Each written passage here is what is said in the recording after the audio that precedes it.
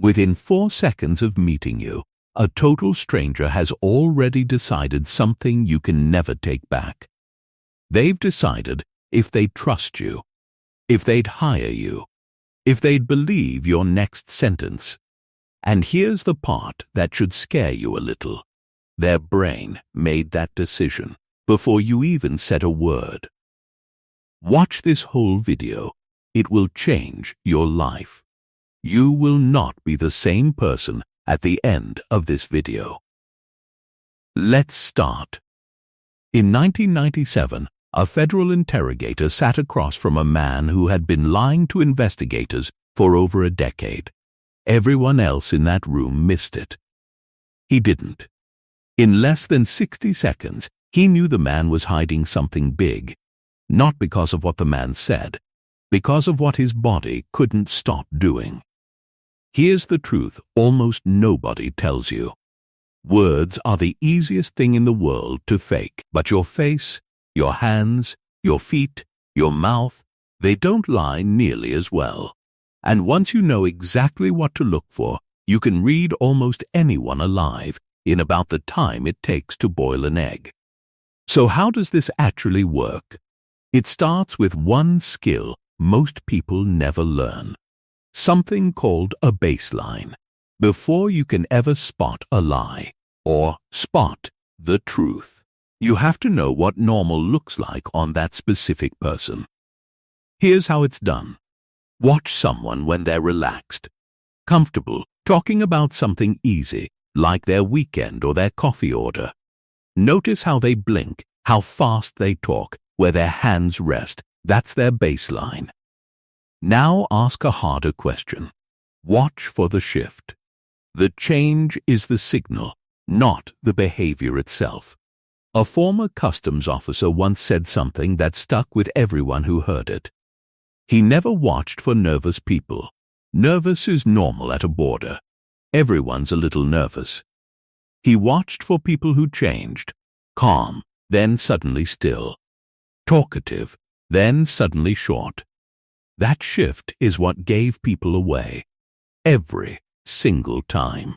But baselines are just the beginning. There's something faster, something almost invisible, called a micro-expression. It's a flash of real emotion that crosses the face in a 25th of a second. Fear, before someone says I'm totally fine. Contempt, hidden behind a warm smile. Blink and you'll miss it. But once you train your eyes to catch it, you'll start seeing it everywhere. In interviews, in arguments, in first dates. Now here's something that will change how you look at people forever. Feet. Everyone obsesses over faces, because faces are easy to fake. But almost nobody thinks about controlling their feet. And feet point toward what a person actually wants. Toward the exit, when someone's uncomfortable and wants to leave. Toward the person they're most interested in, even while their face is aimed somewhere else entirely. Watch the feet. They tell the real story every time. Then there are the hands. Open palms usually signal comfort and honesty. Hidden hands, hands stuffed in pockets or tucked under a table, often signal something is being held back. Not always a lie, but almost always tension. Here's a smaller signal that carries a surprising amount of weight. The mouth. Lips pressed into a thin line just for a second almost always mean discomfort with what was just said or what's about to be said. Licking or biting the lips is a classic stress response, the body trying to self-soothe in real time. Watch the mouth right after you ask a tough question. It reacts faster than most people can control. Smiles deserve their own moment here, because most people get this completely backwards. A real smile isn't about the mouth at all. It's about the eyes. When a smile is genuine, the muscles around the eyes pull tight and crinkle, almost involuntarily. Scientists call it a Duchenne smile, named after the researcher who first mapped it. A fake smile only moves the mouth. The eyes stay flat, untouched, doing nothing. Next time someone smiles at you, don't look at their lips. Look at the corners of their eyes. That's where the truth is sitting. There's another tell that top poker players study obsessively. It's called a convincing statement. Real answers tend to be short. Fake ones tend to grow extra details nobody asked for. "I was at the store" is a normal answer. "I was at the store, the one on 5th, because my sister needed milk, and traffic was actually fine" is a person working overtime to sound believable. The extra effort is the tell, not the story itself. Here's where it gets strange. There's a technique con artist has used for centuries, and it's called mirroring. When two people genuinely connect, they naturally start copying each other's posture, pace, and gestures without even realizing it. It's real, it's automatic, and it's a sign of trust. But some people fake it. They mirror on purpose, too fast, too perfectly, to manufacture trust that isn't actually there. If mirroring feels immediate and just slightly too smooth, that's not connection. That's a technique. Voice matters just as much as the body. Watch the pitch. When people get nervous or when they're stretching the truth, their pitch often rises, especially at the very end of a sentence. Watch the pauses too. A short pause before answering is normal. That's just thinking. But a strange, extended freeze, almost like the brain hit a wall, often means someone is building an answer instead of remembering one. It's subtle, but once you hear it, you can't unhear it.